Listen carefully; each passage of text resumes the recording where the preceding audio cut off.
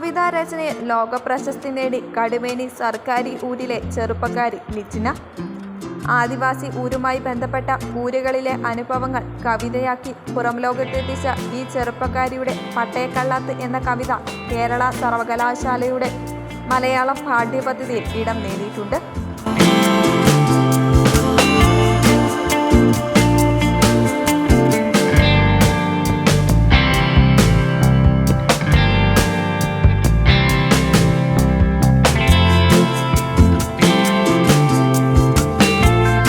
ചെറുപ്പകാലം മുതൽ നുറുങ്ങു കവിതകൾ രചിച്ചു തുടങ്ങിയ ലിജിനയുടെ ഈ വളർച്ച ആദിവാസി വിഭാഗത്തിന് മാത്രമല്ല മലയോര ഗ്രാമമായ കടുമേനിക്കും ഒരഭിമാനമാണ്.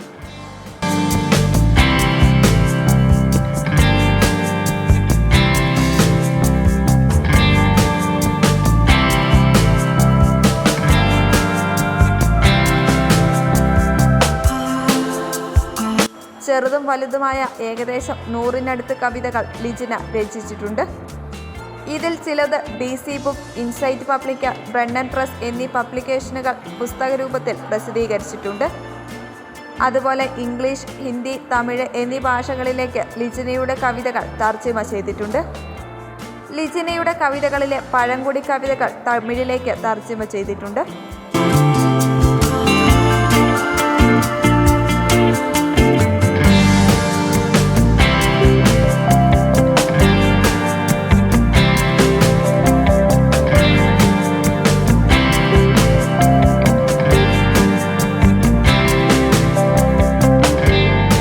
ലിജിനയുടെ 15ഓളം കവിതകൾ അടങ്ങിയ കവിതാ സമാഹാരം മൈലരസു എന്ന പേരിൽ പുസ്തക രൂപത്തിൽ ആക്കി പ്രസിദ്ധീകരിച്ചിട്ടുണ്ട്.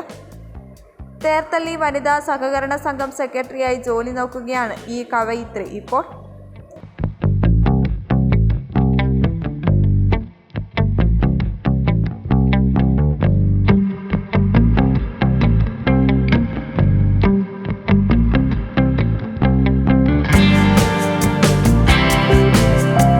കടുമേനി സർക്കാരി കോളനിയിലെ കൂലിത്തൊഴിലാളിയായ കുഞ്ഞിരാമൻ്റെയും ST പ്രൊമോട്ടറായ ലക്ഷ്മിയുടെയും 2 മക്കളിൽ മൂത്തയാളാണ് ലിജിന.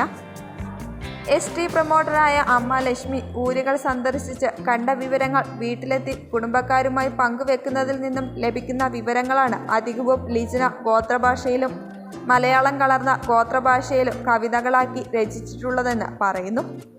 എഴുതുമായിരുന്നു. യു പി തലം മുതൽ എഴുതുമായിരുന്നു. അപ്പോൾ മലയാള കവിതകളായിരുന്നു എഴുതിക്കൊണ്ടിരുന്നത്. പിന്നീട് അത് ഗോത്രഭാഷയിലേക്ക് എത്തിയത് ശരിക്കും പറഞ്ഞാൽ കൊറോണ കാലഘട്ടത്തിലാണ്. അമ്മ ഒരു ST പ്രൊമോട്ടറായിരുന്നു.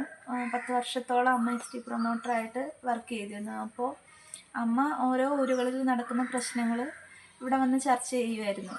ഞങ്ങളെല്ലാവരും ഇരിക്കുന്ന കൂട്ടത്തിൽ ചർച്ച ചെയ്യും. ഞങ്ങളോട് ഓരോ കാര്യങ്ങൾ, ഓരോ ഊരിൽ നടക്കുന്ന പ്രശ്നങ്ങളും പറയുമായിരുന്നു. അപ്പോൾ ഇതെങ്ങനെയെങ്കിലും ഞങ്ങളുടെ സമൂഹത്തിൻ്റെ പ്രശ്നങ്ങൾ പുറം ലോകത്തേക്ക് എത്തിപ്പെടട്ടെ എന്ന രീതിയിൽ അതിനുള്ളൊരു മാധ്യമമായിട്ടാണ് ഞാൻ കവിതയെ കണ്ടത്. അപ്പോൾ ഞങ്ങളുടെ പ്രശ്നങ്ങൾ ഞങ്ങളുടേതായ തനത് ഭാഷയിൽ അപ്പോൾ പുറം ലോകത്തേക്ക് എത്തിക്കണമെന്ന് തോന്നി.